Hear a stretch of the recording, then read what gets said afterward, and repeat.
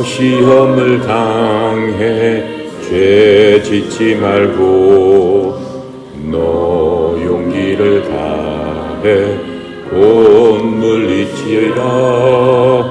너 시험을 이겨 새 힘을 얻고 주 예수를 믿어 늘 승리하라.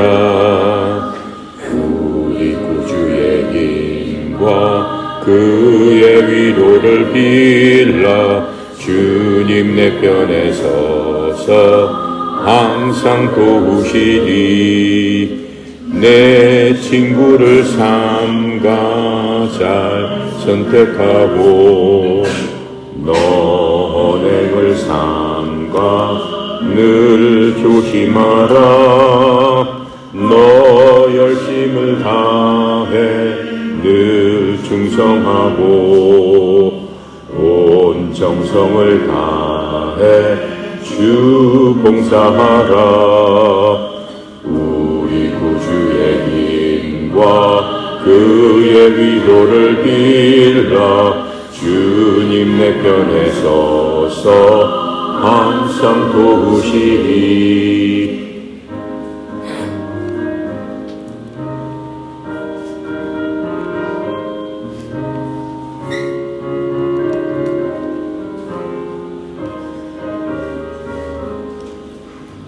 잘 이기는 자는 상 받으리니 너 낙심치 말고 늘 전진하라. 내 구세주 예수 힘 주시리니 주 예수를 믿어 늘 승리하라. 그의 위로를 빌라. 주님 내 편에 서서 항상 도우시리. 아멘. 오늘 말씀은 계속해서 누가복음입니다. 누가복음 오늘은 39절부터 56절까지 우리 함께 읽고 한 절 한 절씩 같이 공부해 보도록 하겠습니다.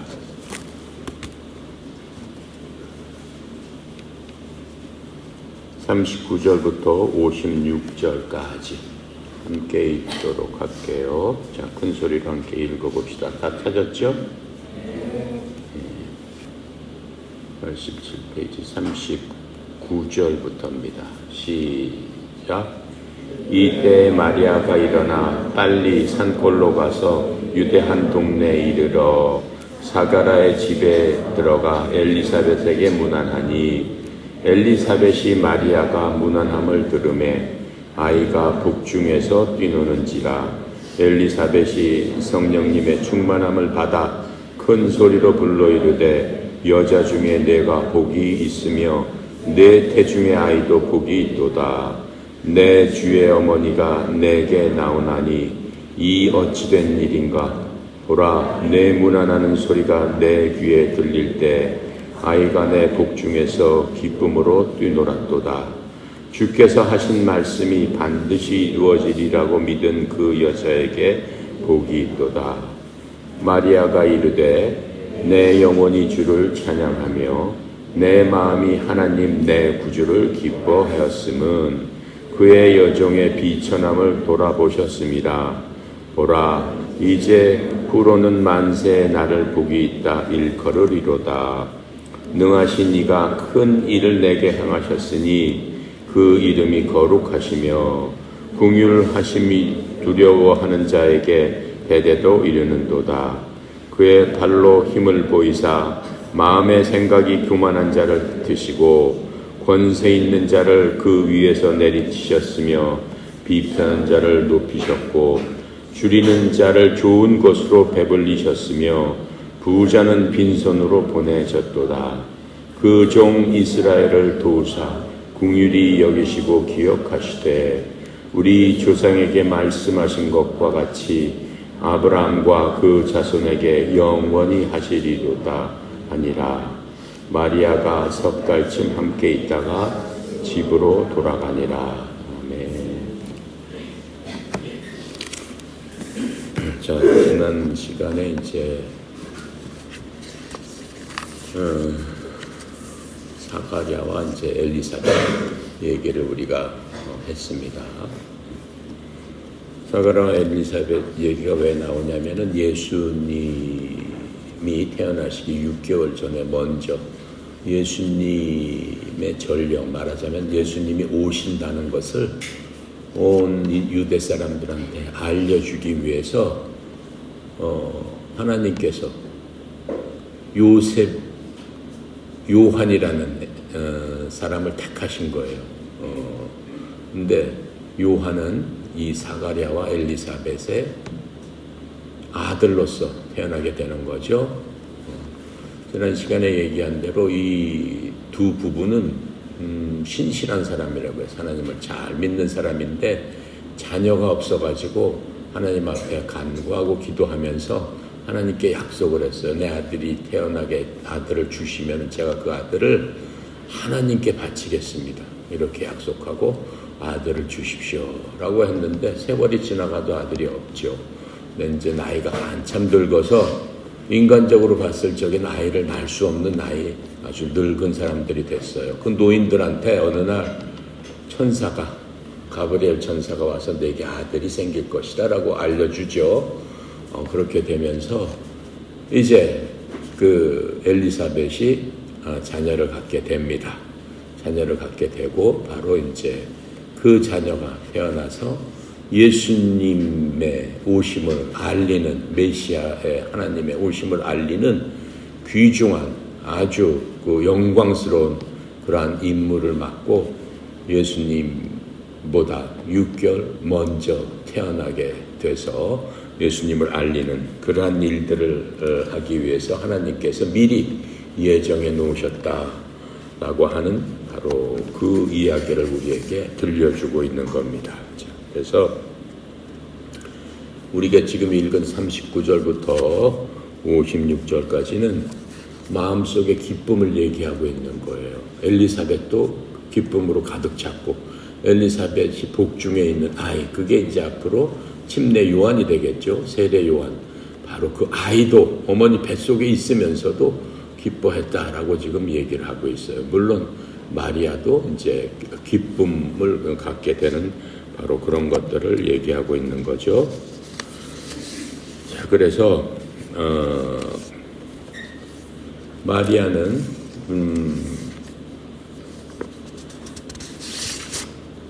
자, 39절부터 42절까지 다시 한번 읽어볼게요. 잘 들어보세요. 이때야 마리아가 일어나 빨리 산골로 가서 유대 한 동네에 이르러 사가랴 집에 들어가 엘리사벳에게 문안하니 엘리사벳이 마리아의 문안함을 들을 때 아이가, 뱃속에 있는 아이가 뛰노는지라. 엘리사벳이 성령님의 충만함을 받아 큰 소리로 불러 말하되 여자 중에 내가 복이 있으며 내 탯줄의 아이도 복이 있도다. 이렇게 엘리사벳이 마리아한테 얘기를 했다라고 지금 얘기를 하고 있습니다. 마리아가 엘리사벳을 찾아갔을 적에 마리아 안에서도 아이가 있었죠. 근데 마리아는 실제로 결혼을 하지 않았음에도 불구하고 하나님의 은혜로 그 뱃속에 아이를 갖게 된 것입니다. 마리아가 맨 처음에 얼마나 놀랐겠어요. 하지만 천사가 나타나서 마리아한테 설명을 해주면서 그 놀라지 말라고 그 위로도 하고 합니다. 그래서 이제 마리아는 믿음으로 그 모든 것들을 떨쳐내고 두려운 마음, 여러 가지로 힘들고 괴로운 그런 마음들을 다 떨쳐내고 믿음으로 하나님의 뜻대로 되기를 원하나이다 라고 하면서 고백했던 바로 그런 것들을 우리가 봤습니다. 마리아가 자신도 뱃속에 아이가 있으면서 그 친척인 엘리사벳 집으로 찾아간 겁니다. 그 당시 이제 그 엘리사벳은 3개월 후면은 출산할 수 있는 바로 그때가 됐습니다. 그런데 이제 그러한 광경을 보고 서로 기뻐하는 그 광경이 나오는 거죠. 여기서 기뻐했다라고 나오죠. 성령 하면서 서로 간에 이제 기뻐했다라고 하는 말이 나옵니다. 기뻐했다는 말이 지금 여기서는 굉장히 그 중요한 의미를 갖고 있어요. 마리아가 엘리사벳 집으로 들어갔을 적에 마리아의 인사말을 들었고 그때 그 성령님으로 충만하여 마리아가 그곳에 온 이유를 성령님으로부터 엘리사벳은 알고 있어요. 엘리사벳이 성령님으로 충만하여 마리아에게 얘기했다고 그랬죠. 뭐라고 얘기했다고 그랬어요? 큰 소리로 내가 여자들 가운데 복이 있으면 내 태의 열매가 복이 있도다. 근데 이게 그 엘리사벳 자신이 한 얘기가 아니고 성령님께서 그렇게 마리아를 통해서 말씀을 해주셨다라고 하는 겁니다. 그래서 엘리사벳은 그 마리아에게 그렇게 축복을 해주었다라고 지금 나오고 있습니다. 그래서 중요한 구절은 뭐냐면은 엘리사벳이 뭐라고 얘기를 한다고 그랬어요. 42절에 보니까는 큰 소리로 불러 이를 때 여자 중에 내가 복이 있으며 이렇게 얘기를 하고 있어요. 여자들 많은 여자들 중에 내가 복이 있다 이렇게 지금 얘기를 하고 있어요. 그 얘기는 뭐냐면은 여자 가운데 많은 여자 가운데 이 복이 있다라고 얘기한 거예요. 그러니까 천주교처럼 엘리사벳이 아주 특별한 사람이었다라고 얘기할 수 없다라고 하는 거예요. 여자들 중에서 내가 복을 받은 사람이다. 이렇게 그 얘기하고 있기 때문에 특별히 마리아를 높일 필요는 없다라고 하는 겁니다. 복이 있는 여자로서 하나님께 복을 받은 분이구나. 이 정도로 생각을 해야지 천주교에서 얘기하는 것처럼 마리아를 숭배하고 마리아한테 기도하고 그건 다 맞지 않는 거죠. 자, 그래서 성경에서는 여기서 그렇게 딱 얘기를 해주고 있는 것들을 우리가 볼 수 있어요. 그래서 엘리사벳이 마리아를 보고 얘기해 준 건 뭐예요? 마리아의 믿음에 대해서 얘기를 해 준 겁니다. 마리아가 하나님을 믿음으로 말미암아 하나님께서 하나님의 능력을 마리아는 경험할 수 있게 된 거죠. 누가복음 1장 45절에 믿은 여자가 복이 있나니 믿은 여자가 복이 있나니 이렇게 얘기를 하고 있지 않습니까? 하고 있잖아요. 그래서 여러분들도 나나 믿었을 적에 복을 받을 수 있다라고 하는 거예요. 믿지 않고는 복을 받을래야 받을 방법이 없죠. 복은 믿음을 통해서 오기 때문에 그렇습니다. 복을 받는 통로가 믿음이기 때문에 하나님과 하나님의 말씀을 믿지 않게 되면은 복을 주고 싶어도 그냥 길이 딱 막혀 있어요. 복이 들어갈 길이 없다라고 하는 것들을 우리가 알 수 있습니다. 자, 43절, 44절 볼게요. 내 주의 모친이 내게 나오니 어찌된 일인가? 내 주의 모친이 내게 나오니 어찌된 일인가? 44절 보라 내 문안하는 소리가 내 귀에 들릴 때 아이가 내 복중에서 기쁨으로 뛰놀았도다. 태어나지도 않은 뱃속에 있는 그 요한이 뱃속에서 어머니 뱃속에서 기뻐하는 거예요. 내 주의 모친인 모친이 내게 오다니 내 주의 어머니가 내게 오시다니 이 일이 어찌 내게 임하였는가? 이렇게 지금 성령님을 통해서 얘기를 하고 있는 겁니다. 이때 복중에 있는 요한이 엘리사벳 임신했던 아이가 나중에는 세례 요한이죠. 그런데 이 어머니 뱃속에 있는 그 요한이 천사가 약속한 대로 성령님으로 복중에서 충만할 때였다라고 지금 얘기하고 있습니다. 그 얘기가 어디서 나면 1장 15절 우리가 공부한 거죠. 자기 어머니의 태에서부터 성령님으로 충만하여 이렇게 설명을 해주고 있어요. 누가? 요한이 그랬다라고 지금 얘기하고 있는 겁니다. 그래서 요한은 태어나기 전부터 지상에서 태어나자마자 이제 요한이 장성에서 이제 예수님께서 공생애를 하시기 전에 요한이 먼저 세상을 다니면서 얘기를 하지 않습니까?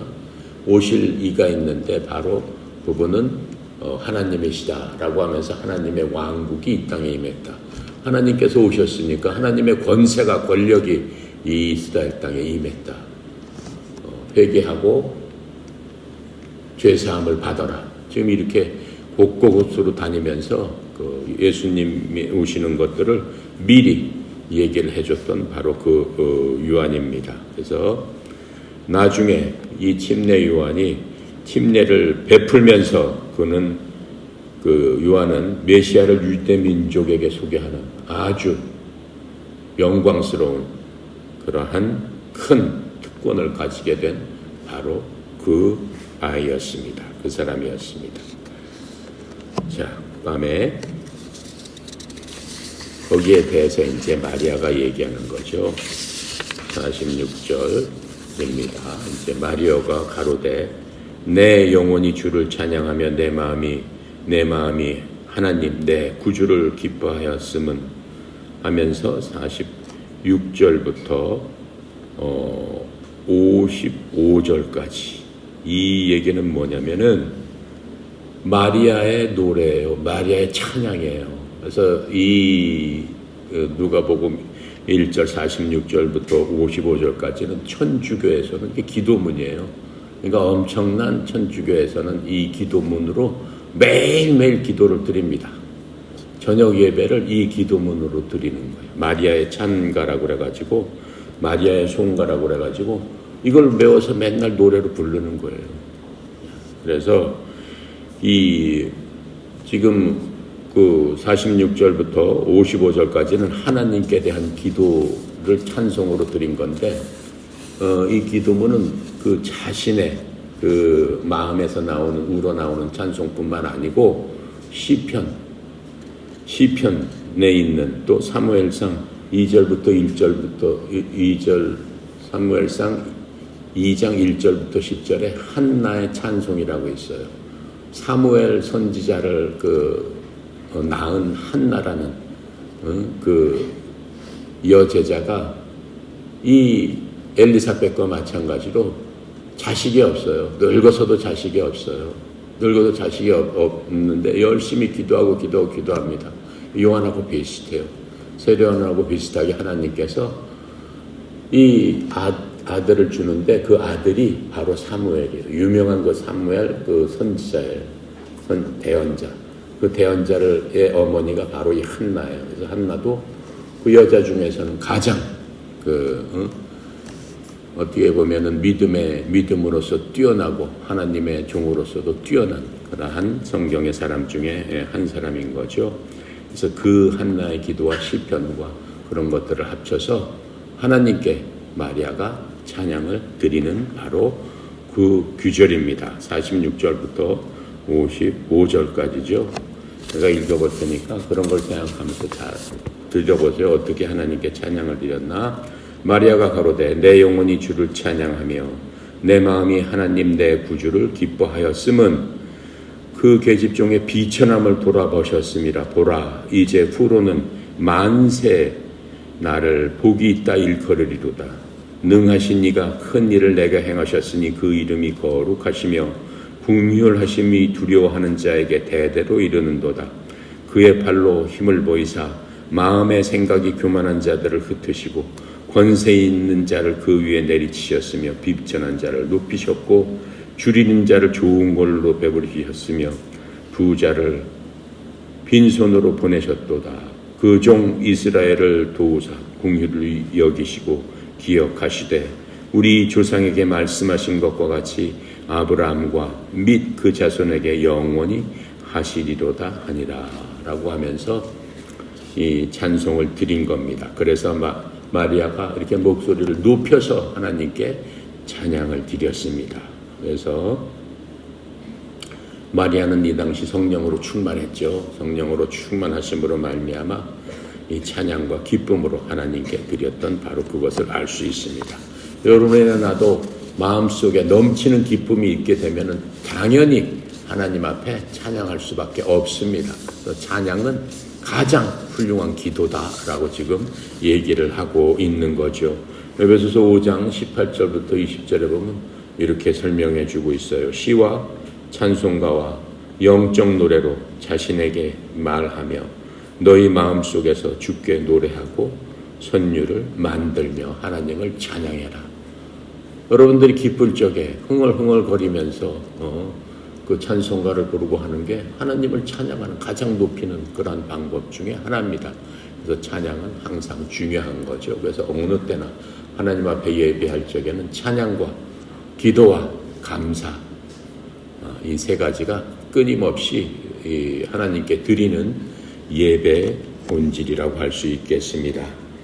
또 골로새서 3장 16절부터 17절에 보면은 하나님께 감사하는 사람들은 말씀에 충만함으로 이어진다라고 얘기했어요. 하나님께 감사하고 하나님으로 기뻐하고 하나님을 찾는 사람에게는 하나님의 말씀이 곧 하나님이시기 때문에 말씀을 찾는 게 바로 하나님을 찾는 거다라고 하는 거예요. 기쁠수록 하나님 앞에 더 가까이 가고 간절할수록 하나님 앞에 더 가까이 가는 거죠. 가까이 가는 게 하나님 앞에 가까이 가는 게 바로 말씀으로 가는 거예요. 그래서 하나님은 항상 우리에게 열려져 있다라고 하는 거예요. 여러분 갖고 있는 성경을 통해서 하나님 앞에 갈 수 있는 유일한 길이에요. 그거 이외에는 다른 건 없습니다. 자, 그래서 골로새 3장 16절부터 17절에도 그리스도의 말씀이 너희 속에 모든 지혜로 풍부하게 거하게 하여 이렇게 얘기하고 있어요. 우리 마음속에 하나님의 말씀이 풍부하게 거할 적에는 우리가 이 세상 살아가면서 필요한 모든 것들을 말씀에서 공급해 주시고 말씀에서 채워주신다라고 지금 하고 있는 겁니다. 그래서 이 마리아의 찬송 46절부터 55절까지는 내가 설명한 대로 그 사무엘과 시편을 합해서 이렇게 같이 찬양을 부르고 있는 겁니다. 그래서 마리아는 하나님을 높였다라고 하는 것들을 그 찬양을 통해서 우리가 볼 수 있고, 그 마리아는 그 조상들과 아브라함과 그 씨에 대해서 그 축복해 주신 하나님이 하신 일을 여기서 얘기하고 있죠. 얘기하면서 그분이 하십니다라고 이 8번이나 얘기를 하고 있어요. 그분께서 하나님께서 해주십니다라고 하는 거예요. 하나님께서 무슨 일을 해주신다라고 얘기를 하고 있어요. 하나님께서 마리아에게 하신 일을 자기가 스스로 찬양으로 얘기를 하고 있습니다. 하나님께서 마리아에게 베푸신 그게 무엇일까요? 46절부터 49절에 하나님께서 마리아에게 베푸신 바로 그것들을 찬양에서는 또 얘기하고 있습니다. 나중에 제가 다시 얘기할게요. 그래서 마리아도 죄인이죠. 마리아가 하나님께서 사용을 물론 모든 사람도 하나님 사용하시죠. 모든 대언자들이나 하나님의 예수님의 사도들도 하나님 다 사용하셨죠. 근데 마리아는 특별하게 사용을 하셨어요. 아주 친밀하게 사용을 하셨어요. 하지만 마리아도 우리와 같은 죄인입니다. 구원이 필요한 거예요. 마리아도 자신이 몸에서 예수님을 잉태했다가 낳았지만은 그 예수님을 믿음으로, 예수님의 하신 것과 예수님을 믿음으로 받아들였기 때문에 구원받은 바로 그런 사람입니다. 거기에 어디에 얘기하고 있어요? 47절에 내 영이 하나님 곧 내 구원자를 기뻐하였나이다. 내 영이, 마리아가 한 얘기예요. 내 영이 나의 구원자가 필요하다라고 하는 거예요. 왜요? 죄인이기 때문에. 자기를 죄에서 건져줄 바로 그 구원자를 낳았는데 내 영이 기뻐하였나이다. 우리 죄인들과 마찬가지로 그렇게 기뻐함으로 말미암아 구원을 받게 된 거죠. 그래서 하나님께서 마리아를 구원했을 뿐만 아니라 마리아를 메시아의 인간적인 어머니로 선택해 주신 겁니다. 48절에 이렇게 써있죠. 이는 그분께서, 하나님께서 자신의 여종의 낮은 처지에 관심을 두셨기 때문이라. 보라, 이제부터 모든 세대가 나를 가리켜 복이 있다 하리라. 여자 중에 복이 있다라고 지금 마리아는 그렇게 일컫고 있는 사람이죠. 주님께서 마리아에게 관심을 두셨다는 것은 그 마리아를 염두에 두고 호의를 베푸셨다는 겁니다. 그래서 주님께서는 고린도전서 1장 25절부터 29절까지 보면은 뭐라고 말씀하고 계세요? 하나님께서는 있는 것들을 쓸모없게 하려고 세상에 천한 것들과 멸시받는 것을 택하시고 참으로 없는 것들을 택하셨나니. 그 당시 상황을 제가 지난 시간에 얘기했죠. 이스라엘 자체가 엄청난 핍박과 고난과 가난과 갈등과 그런 속에서 사람들은 마음속에 불만이 아주 팽배한 그런 가운데 사람들이 살아나가고 있었죠. 그런데 그 중에서도 하나님께서는 그 중에서도 그 높은 사람도 있었죠. 대제사장 계급도 있었고, 이 귀족 계급도 있었고, 유대의 지도자 계급도 있었고 한데 예수님을 누구를 택해서 낳게 해주신 거예요? 그 중에서도 가장 천한, 그러한 비천한 그러한 그 계급에 속한 마리아를 통해서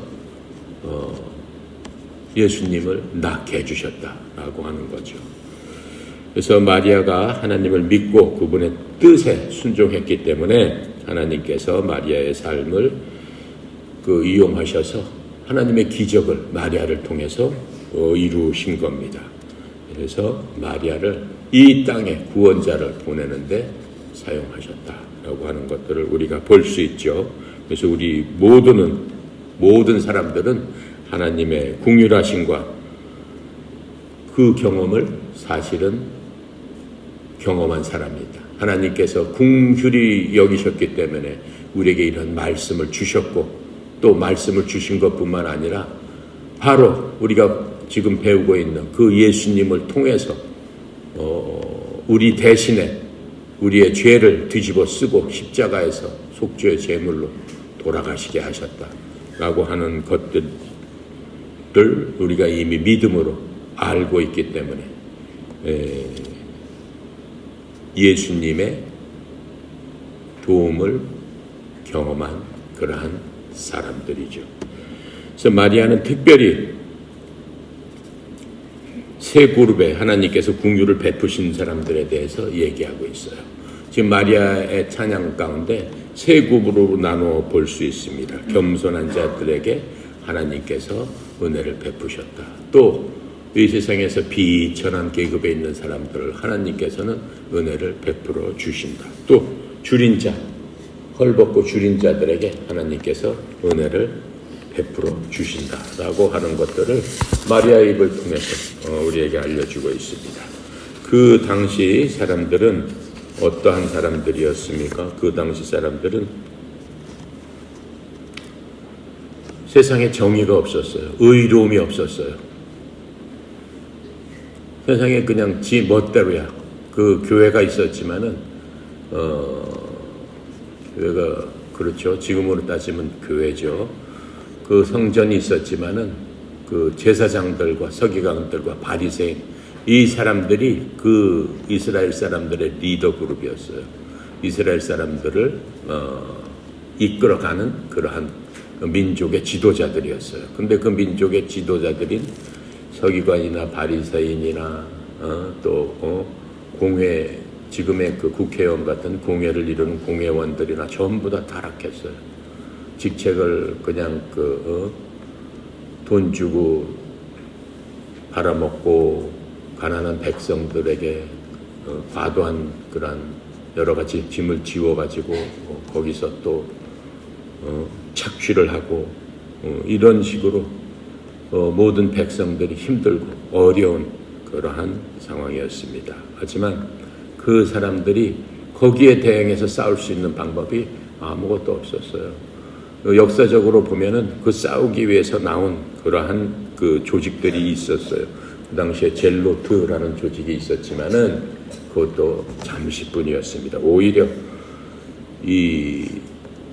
그러한 그 조직들을 억압하느라고 일반 백성들을 더 억압하는 그러한 일들만 있었을 뿐입니다. 그래서 지금 51절에 보니까는 하나님께서 어떻게 하신다고 하셨습니까? 그분께서 자신의 팔로 힘을 보이사 자기 마음의 상상 속에서 교만한 자들을 흩으시고, 교만한 자들을 하나님께서 다 흩어버리셨다라고 하는 겁니다. 또 강한 자들을 그들의 자리에서 끌어내리시며 낮은 위치에 있는 자들을 높이시고, 예수님께서 오셔서 하신 일들이 그런 거죠. 천국에 들어가는 사람은 어떤 사람들이 들어갔어요? 고아와 과부와 헐벗고, 그렇죠, 힘없는 자들, 그러한 사람들이 다 예수님을 먼저 믿기 시작합니다. 그렇게 믿는 그 사람들을 어떻게 해요? 서기관과 바리새인들과 공회원들, 이런 사람들이 핍박을 하고 결국은 잡아 죽이는 그러한 일들까지 일어나죠. 그리고 또 53절에 보면 줄인 자들을 좋은 것들로 배부르게 하시며 부자들을 빈손으로 보내셨도다. 이렇게 지금 하시는 그 하나님의 말씀을 우리가 볼 수 있습니다. 그래서 하나님의 은혜는 이 세상의 방법과는 다르게 작동하고 있는 겁니다. 세상 방법하고는 아주 틀리게 작동하고 있는 거예요. 은혜라는 게 제가 뭐라고 그랬어요? 받을 수 없는 그러한 자격이 없는데도 불구하고 하나님께서 거저 주시는 하나님의 사랑을 은혜라고 한다라고 했죠. 우리는 받을 자격이 없지만 우리가 잘한 일이 있어요. 하나님께 대해서 세운 공로가 있어요. 여러분이 나나 곰곰이 생각하면은 내가 다른 일을 위해서는 열심히 했어도 인생 살다 보면 하나님을 위해서 뭘 열심히 했던가, 그렇게 생각해 보면 정말로 생각나는 것들이 거의 없어요. 그럼에도 불구하고 하나님께서 어때요? 그냥 예수 그리스도를 믿는다는 그거 하나만으로 여러분들이나 나를 천국으로 인도하고, 하나님께서 이 땅에 살면서도 하나님과 동행하게 하시고 하나님을 아버지라고 부를 수 있도록 그러한 특권을 주신 것들을 우리가 알 수 있습니다. 고린도서 1장 26절부터 28절까지 보면은 이렇게 말씀하고 계세요. 이 세상과는 하나님의 방법이 완전히 틀린 겁니다. 하나님께서 있는 것들을 쓸모없게 하시려고 세상에 천한 것들과 멸시받는 것들을 택하시고 참으로 없는 것들을 택하셨나니, 이렇게 말씀하시고 있어요. 지금 아까 그 위의 귀절과 그 마리아가 하나님께 찬양 드렸던 그 귀절과 똑같은 그러한 내용이 고린도 전서에서도 우리가 살펴볼 수 있는 거죠. 그 24절에 보면 그분께서 자신의 국류를 기억하사 자신의 종 이스라엘을 도우셨으니 이것은 곧 그분께서 우리 조상들과 아브라함과 그의 씨에게 영원히 말씀하신 것과 같도다. 지금 마리아의 찬양에 이제 이렇게 얘기를 하고 있습니다. 하나님께서 맨 처음에 이스라엘 백성을 만드실 적에 이 마리아나 다윗이나 이런 그 조상들을 만드실 적에 한 사람을 택해서 그것이 지금의 이스라엘을 만들어 주신 거죠. 그 한 사람이 누구예요? 바로 아브라함입니다. 아브라함은 무엇 때문에 하나님이 택하셨어요? 수많은 사람이 있을 텐데 오직 아브라함의 믿음 하나만 보고 하나님이 택해 주셨던 겁니다. 그래서 아브라함은 우리의 믿음의 조상이라고 그랬어요. 아브라함 개인적으로 있을 적에 이스라엘이라는 나라가 있어요? 없죠. 유대 민족이 있었어요? 없죠. 그냥 아브라함 개인 한 사람이에요. 한 사람을 통해서 지금의 유다 민족이 생겨나게 된 거고, 또 그 한 사람에게 하나님께서 약속하신 그 약속을 지금까지도 지켜주심으로 말미암아 유다 민족이, 지금 이스라엘이 지금까지도 힘을 쓰면서 살아남을 수 있다라고 하는 겁니다. 바로 그 하나님을 찬양하고 있는 겁니다. 그분께서 우리 조상들과 하나님께서 그랬다는 거죠. 우리 조상들과 아브라함과 그 씨에게 영원히 말씀하신 것과 같도다.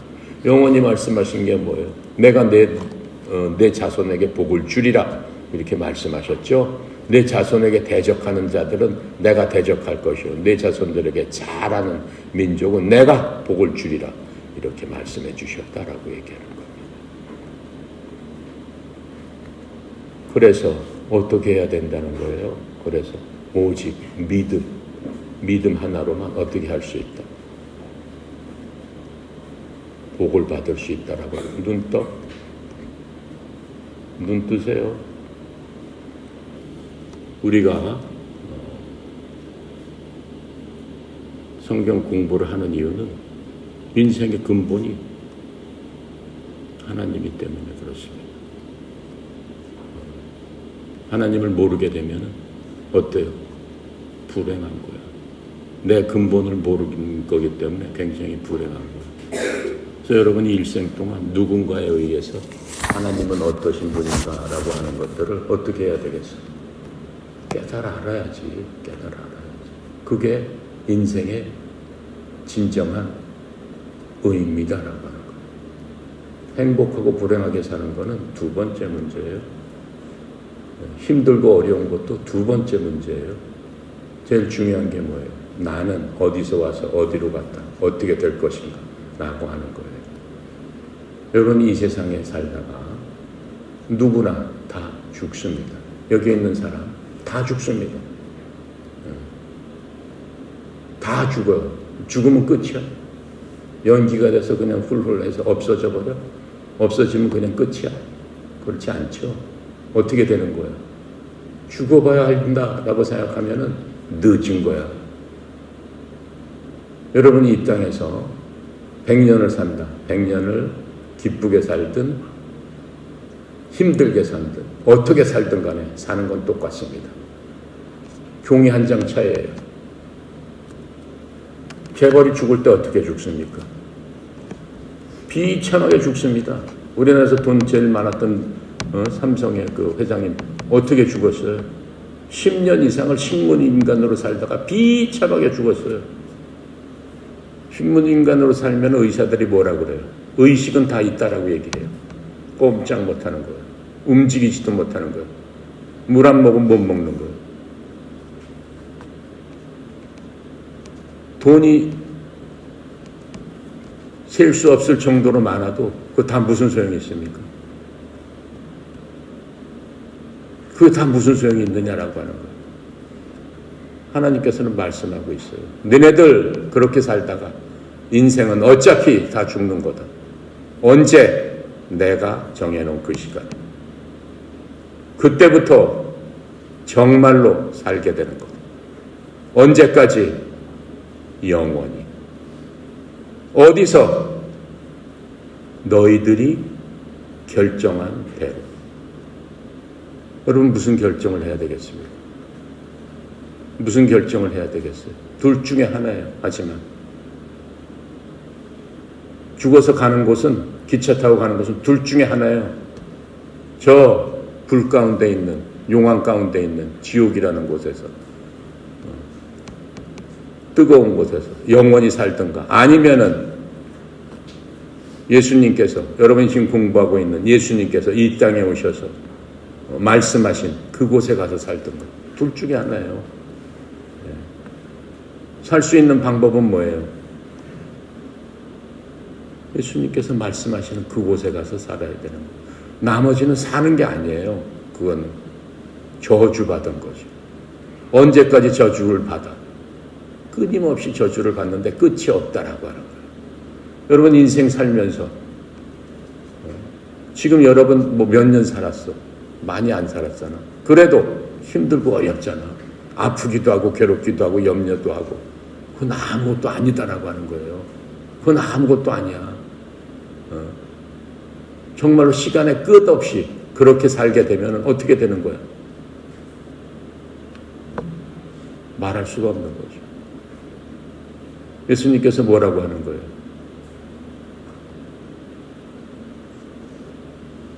이 세상 모든 사람을 내가 사랑하기 때문에 여러분 모두는 어떻게 해야 된다? 나에게 와야 된다. 그것을 어떻게 하라? 너희들은 땅 끝까지 전해라. 그걸 모르는 사람을 붙잡고 애통해 해라. 그것을 갖다가 그 깨닫지 못하는 사람을 붙들고 어떻게 해라? 같이 기도해주고 같이 울면서 같이 붙들고 알려줘라. 그게 내가 너희들한테 부탁하는 말이다. 그게 예수님의 말이에요. 내가 여러분한테 뭐 하려고 싫은 소리를 하고 하계훈련에 와가지고 싫은 얘기를 하겠어. 앉아. 그렇지? 앉아.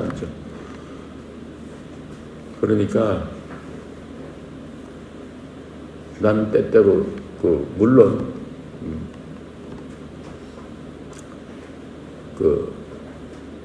우리 선수들은 훌륭하죠. 훌륭해요. 내가 여러분들하고 성경 공부를 하고 여러분들하고 같이 하나님의 말씀을 나누고 한 게 벌써 횟수로 따지면 한 20년은 됐겠죠. 네. 수많은 선수들이 하나님 말씀을 협회에서 듣고 또 많은 선수들이 예수님을 영접하고 받아들이고 구원하고 너무나 감사한 일입니다. 내가 감사한 일이 아니고 하나님께서 기뻐하시는 일입니다.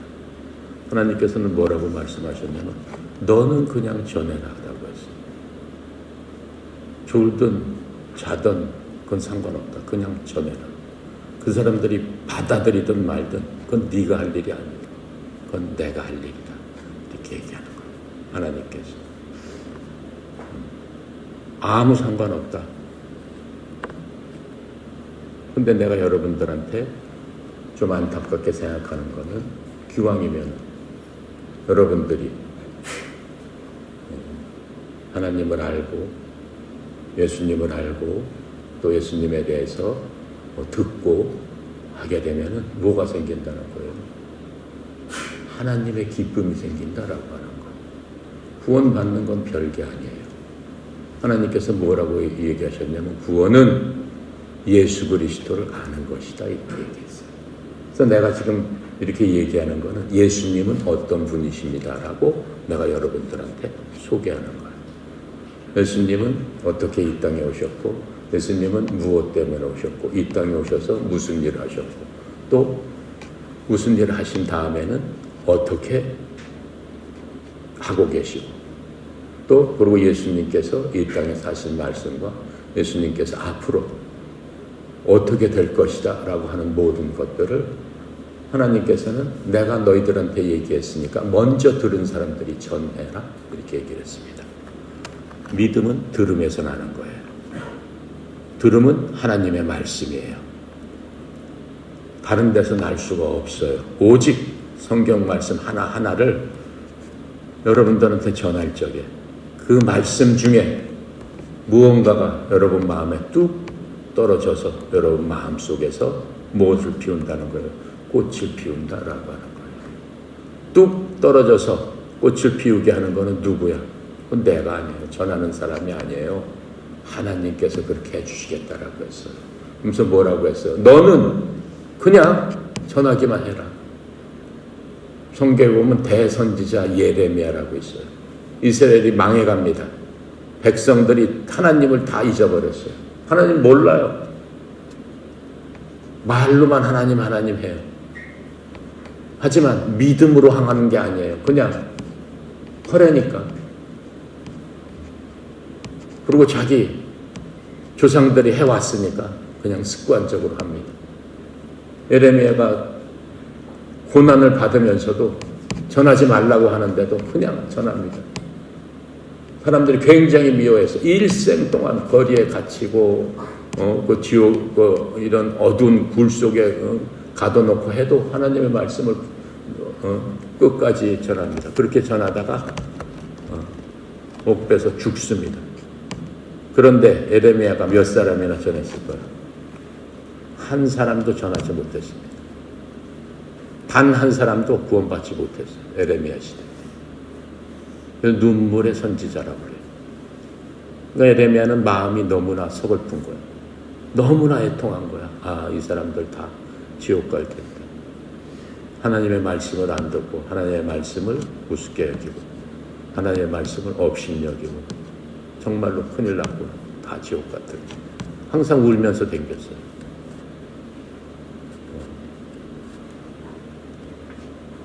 그래서 나는 여러분들이 하나님의 말씀을 듣고 하나님께서 성령님을 통해서 한 말씀이라도 여러분 마음속에 떨어져서 그것이 믿음이 돼서 어떻게 해요? 여러분을 하나님께 인도하고 하나님의 자녀로서 하나님께서 어떻게 한다고 그랬죠? 다시 태어나게 해주신다라고 얘기했어요. 전부 다시 태어나야지만 구원을 받을 수 있습니다. 다시 태어나지 않게 되면 구원을 못 받습니다. 왜요? 그리스도 밖에 있기 때문에, 하나님의 왕국에서 멀어져 있기 때문에. 그러니까 우리가 모두 하나님의 백성이 돼서 하나님의 사랑 가운데 거하기 위해서는 어떻게 해야 돼요? 하나님의 말씀 듣는 수밖에 없어요. 내가 여러분한테 할 수 있는 거는, 가장 좋은 선물은 다른 거 아니에요. 하나님의 말씀을 듣든지 안 듣든지 그냥 전해주는 거예요. 그러면은 그 모든 역사는 누가 한다? 하나님께서 하시죠. 이해가 가죠? 네. 자, 그래서